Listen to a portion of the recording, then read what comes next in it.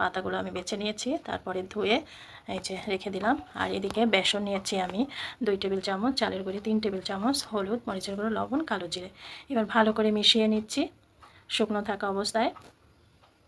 একটু যদি ভিতরে একটু দানা দানা থাকে ওটাকে সুন্দর করে মিশিয়ে দিচ্ছি এই যে এভাবে।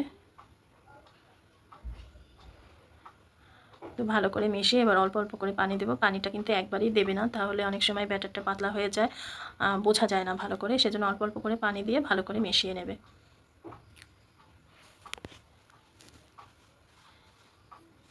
এই যে আমার ব্যাটারটা রেডি করা হয়ে গেছে। এখন আমি পাতাটাকে এই ব্যাটারের ভিতরে দিয়ে দেব। চামচটা উঠিয়ে নিচ্ছি, এটার এখন আর প্রয়োজন নেই।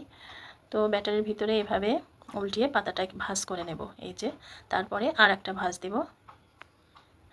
এবার তেলটা গরম করতে দিয়েছি, তেলে দিয়ে দিচ্ছি। এভাবে আমি কয়েকটাই তৈরি করে নেব।